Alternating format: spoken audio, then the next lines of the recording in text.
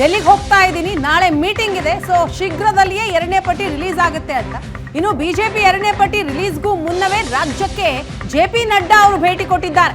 ಕಿತ್ತೂರು ಕರ್ನಾಟಕ ಭಾಗದಲ್ಲಿ ಲೋಕ ಸಮರಕ್ಕೆ ತಾಲೀಮ್ ನಡೀತಾ ಇದೆ. 4 ಲೋಕಸಭಾ ಕ್ಷೇತ್ರದ ಬಿಜೆಪಿ ಕೋರ್ ಕಮಿಟಿ ಸಭೆ ಆರಂಭ ಆಗಿದೆ. ಬೆಳಗಾವಿ ಖಾಸಗಿ ಹೋಟೆಲ್ನಲ್ಲಿ ಜೆಪಿ ನಡ್ಡಾ ಅವರ ನೇತೃತ್ವದಲ್ಲಿ ನಡೀತಾ ಇರುವಂತಹ ಸಭೆ ಇದು. ರಾಜ್ಯಾಧ್ಯಕ್ಷ BY ವಿಜಯೇಂದ್ರ, ಕೇಂದ್ರ ಸಚಿವ ಪ್ರಹ್ಲಾದ್ ಜೋಶಿ, ರಾಜ್ಯ ಬಿಜೆಪಿ ಚುನಾವಣೆ ಉಸ್ತುವಾರಿ ರಾಧಾ ಮೋಹನ್ ದಾಸ್ ಅಗರ್ವಾಲ್, ಇನ್ನು ಬಸವರಾಜ ಬೊಮ್ಮಾಯಿ ಸೇರಿ ರಾಜ್ಯದ ಪ್ರಮುಖ ನಾಯಕರು ಈ ಹೈ ವೋಲ್ಟೇಜ್ ಮೀಟಿಂಗ್ ನಲ್ಲಿ ಭಾಗಿಯಾಗಿದ್ದಾರೆ. ಬೆಳಗಾವಿ, ವಿಜಯಪುರ, ಬಾಗಲಕೋಟೆ, ಚಿಕ್ಕೋಡಿ ಈ ಭಾಗದ ನಾಯಕರ ಸಭೆ. 4 ಕ್ಷೇತ್ರಗಳ ಟಿಕೆಟ್ ಆಕಾಂಕ್ಷಿಗಳು ಸಭೆಯಲ್ಲಿ ಭಾಗಿಯಾಗಿದ್ದಾರೆ.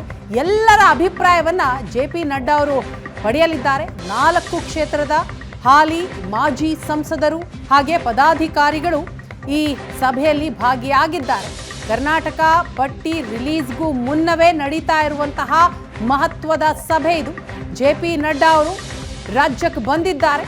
ಅಭ್ಯರ್ಥಿಗಳ ಆಯ್ಕೆಗೋಸ್ಕರ ಅಭಿಪ್ರಾಯ ಸಂಗ್ರಹಕ್ಕೆ ಮುಂದಾಗಿದ್ದಾರೆ. ಈ ಸಭೆಯಲ್ಲಿ ನಾಯಕರು ಯಾವ ರೀತಿಯ ಅಭಿಪ್ರಾಯವನ್ನ ಕೊಡ್ತಾರೆ ಅನ್ನೋದನ್ನ ಸಂಗ್ರಹಿಸಿ ಅದನ್ನ ಹೈಕಮಾಂಡ್ಗೆ ತಲುಪಿಸ್ತಾರೆ. ಅಲ್ಲಿ ಒಂದು ಫೈನಲ್ ಡಿಸಿಷನ್ ಅನ್ನ ತೆಗೆದುಕೊಳ್ಳಲಾಗುತ್ತೆ. ಇನ್ನು ಬಿಜೆಪಿಯ 2ನೇ ಪಟ್ಟಿ ರಿಲೀಸ್ ಆಗೋದು ಬಾಕಿ ಇದೆ. ಅದಕ್ಕೂ ಮುನ್ನ ಜೆಪಿ ನಡ್ಡಾ ನೇತೃತ್ವದಲ್ಲಿ ನಡೀತಾ ಇರುವಂತಹ ಹೈ ವೋಲ್ಟೇಜ್ ಮೀಟಿಂಗ್.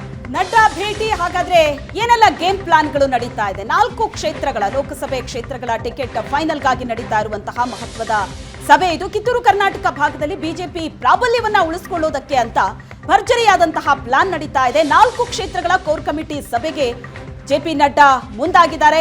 ಎಲ್ಲಾ ಪದಾಧಿಕಾರಿಗಳು, ನಾಯಕರು ಈ ಸಭೆಯಲ್ಲಿ ಭಾಗಿಯಾಗಿದ್ದಾರೆ. ಪ್ರಮುಖವಾಗಿ ಅಭಿಪ್ರಾಯ ಸಂಗ್ರಹ ಮಾಡಲಾಗುತ್ತೆ. ಹಾಲಿ ಮಾಜಿ ಸಂಸದರು ಮತ್ತು ಟಿಕೆಟ್ ಆಕಾಂಕ್ಷಿಗಳು ಎಲ್ಲರೂ ಈ ಸಭೆಯಲ್ಲಿ ಭಾಗಿಯಾಗಿದ್ದಾರೆ. ಈ ಬಗ್ಗೆ ಹೆಚ್ಚಿನ ಡೀಟೇಲ್ಸ್ ಅನ್ನ ಕೊಡ್ತಾರೆ ನಮ್ಮ ಪ್ರತಿನಿಧಿ ಅನಿಲ್ ಸಂಪರ್ಕದಲ್ಲಿದ್ದಾರೆ. ಅನಿಲ್, ಟಿಕೆಟ್ಗಾಗಿ ನಡೆಸ್ತಾ ಇರುವಂತಹ ಸಭೆ, ಪ್ರಮುಖವಾಗಿ ಈ ಸಭೆಯಲ್ಲಿ ಯಾರೆಲ್ಲ ಇದ್ದಾರೆ? ಯಾಕಂದ್ರೆ ಈಗ ಕಿತ್ತೂರು ಕರ್ನಾಟಕ ಭಾಗದಲ್ಲಿ ಬಿಜೆಪಿ ತನ್ನ ಪ್ರಾಬಲ್ಯವನ್ನ ಉಳಿಸ್ಕೊಳ್ಳೋದಕ್ಕೆ ಅಲ್ಲಿ ಕಸರತ್ತು ನಡೀತಾ ಇದೆ. ಅಲ್ಲಿ ಸಮರ್ಥವಾದ ಅಭ್ಯರ್ಥಿ ಯಾರು ಅನ್ನೋದನ್ನ ಫೈನಲ್ ಮಾಡೋದಕ್ಕಾಗಿ ನಡೀತಾ ಇರುವಂತಹ ಸಭೆ ಇದ್ದಾಗಿತ್ತು. ಎಷ್ಟು ಮಹತ್ವ ಪಡ್ಕೊಂಡಿದೆ? ಹೌದು ಶ್ವೇತಾ, ಕಿತ್ತೂರು ಕರ್ನಾಟಕ ಭಾಗದ 6 ಲೋಕಸಭಾ ಕ್ಷೇತ್ರಗಳು ಈಗಾಗಲೇ ಬಿಜೆಪಿಯ ಸಂಸದರೇ ಇರುವಂತದ್ದು. ಹೀಗಾಗಿ ಬರ್ತಕ್ಕಂತ ಲೋಕಸಭೆ ಚುನಾವಣೆಯಲ್ಲಿ ಕೂಡ ಈ 6 ಕ್ಷೇತ್ರಗಳನ್ನ ಮುಂದುವರ್ಸ್ಕೊಂಡು ಹೋಗ್ಬೇಕು ಅನ್ನುವಂಥದ್ದು ಈಗ ಬಿಜೆಪಿಯ ಲೆಕ್ಕಾಚಾರ ಆಗಿರುವಂತದ್ದು. ಈ ಕಾರಣಕ್ಕೆ ಇವತ್ತು ಬಿಜೆಪಿ ರಾಷ್ಟ್ರೀಯ ಅಧ್ಯಕ್ಷ ಜೆಪಿ ನಡ್ಡಾ ಅವರು ಬೆಳಗಾವಿಗೆ ಬಂದಿರುವಂತದ್ದು. 4 ಲೋಕಸಭಾ ಕ್ಷೇತ್ರದ ಏನು ಮೀಟಿಂಗ್ ಅನ್ನ ಮಾಡಿರುವಂತದ್ದು. ಅದರಲ್ಲೂ ಪ್ರಮುಖವಾಗಿ ಜೆಪಿ ನಡ್ಡಾ ಅವರು ಬೆಳಗಾವಿ, ಚಿಕ್ಕೋಡಿ ಲೋಕಸಭಾ ಕ್ಷೇತ್ರ ಹಾಗೂ ವಿಜಯಪುರ, ಬಾಗಲಕೋಟೆ ಲೋಕಸಭಾ ಕ್ಷೇತ್ರದ ಅಭ್ಯರ್ಥಿಗಳ ಹಾಗೂ ಪದಾಧಿಕಾರಿಗಳು, ಆಕಾಂಕ್ಷಿಗಳು ಎಲ್ಲ ರೀತಿಯ ಅಲ್ಲಿರ್ತಕ್ಕಂಥ ಹಾಲಿ ಮಾಜಿ ಸಂಸದರು, ಶಾಸಕರು, ಹಾಲಿ ಶಾಸಕರು, ಮಾಜಿ ಶಾಸಕರ ಸಭೆಯನ್ನ ಮಾಡಿದ್ರು. ಸಭೆಯಲ್ಲಿ ತಮ್ಮದೇ ಆದಂತಹ ಚುನಾವಣೆ ಯಾವ ರೀತಿ ಎದುರಿಸಬೇಕು ಅನ್ನೋ ಕೆಲವೊಂದು ಸಲಹೆಗಳನ್ನ ನೀಡಿರುವಂತದ್ದು.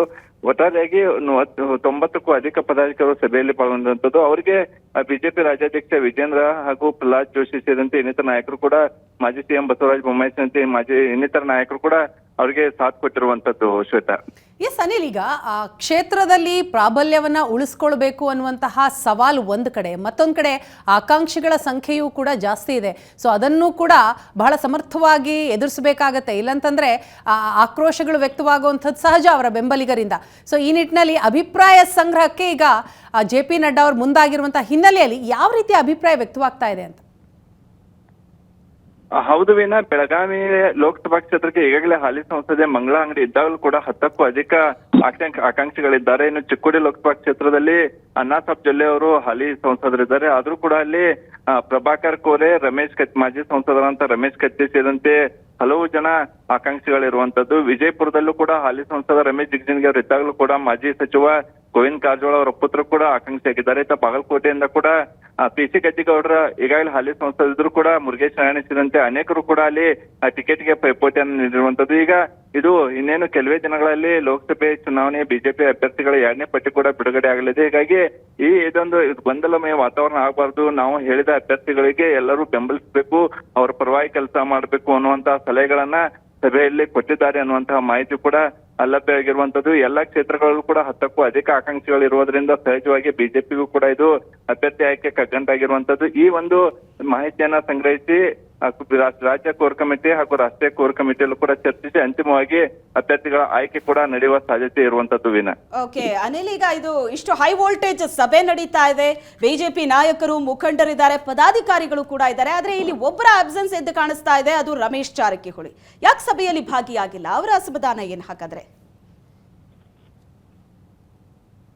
ಸಭೆ ಆರಂಭವಾಗಿ 45 ನಿಮಿಷ ಆದ್ರೂ ಕೂಡ ರಮೇಶ್ ಜಾರಕಿಹೊಳಿ ಅವರು ಇದುವರೆಗೂ ಕೂಡ ಆ ಸಭೆಗೆ ಬಂದಿಲ್ಲ. ಕೆಲ ವಾರಗಳ ಹಿಂದಷ್ಟೇ ಅವರ ಪುತ್ರನ ವಿವಾಹ ಆಗಿತ್ತು. ಹೀಗಾಗಿ ಆ ಕಾರಣದಿಂದ ಕೆಲವೊಂದು ಏನು ಸಾಕಷ್ಟು ಅವ್ರಿಗೆ ಏನು ಅನಾರೋಗ್ಯ ಇದೆ, ಈ ಕಾರಣಕ್ಕೆ ಬಂದಿಲ್ಲ ಅನ್ನುವಂತ ಮಾಹಿತಿ ಇರುವಂತದ್ದು. ಆದ್ರೆ ಸಭೆಗೆ ಬರುವಂತೆ ಜಿಲ್ಲಾ ಘಟಕದಿಂದ ಕೂಡ ರಮೇಶ್ ಜಾರಕಿಹೊಳಿ ಅವರಿಗೆ ಆಹ್ವಾನವನ್ನ ನೀಡಲಾಗಿತ್ತು. ಅವರು ಬರ್ತಾರೆ ಅಂತ ಹೇಳಿ ಕೂಡ ಭಾವಿಸಲಾಗಿತ್ತು. ಯಾಕಂದ್ರೆ ಬಿಜೆಪಿ ಬೆಳಗಾವಿ ಲೋಕಸಭಾ ಕ್ಷೇತ್ರದಲ್ಲಿ ಬಿಜೆಪಿ ಹಿರಿಯ ಶಾಸಕರಲ್ಲಿ ರಮೇಶ್ ಜಾರಕಿಹೊಳಿ ಅವರು ಕೂಡ ಒಬ್ರು, ಅವರು ಬರ್ತಾರೆ ಅಂತಿತ್ತು. ಆದ್ರೆ ಈ ಕಾರಣಕ್ಕೆ ಅವ್ರ ಬರದೇ ಇರೋದಕ್ಕೂ ನಿಖರ ಕಾರಣ ಗೊತ್ತಿಲ್ಲ. ಆದ್ರೆ ಅರ್ಬಾಯಿ ಕ್ಷೇತ್ರದ ಶಾಸಕ ಬಾಲಚಂದ್ರ ಜಾರಕಿಹೊಳಿ ಅವರು ಸಭೆಗೆ ಹಾಜರಿದ್ರು ವಿನ.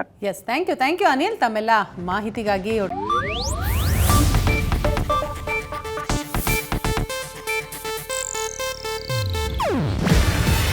ಇದು ಏಷ್ಯಾನೆಟ್ ನ್ಯೂಸ್ ನೆಟ್ವರ್ಕ್ ಪ್ರಸ್ತುತಿ.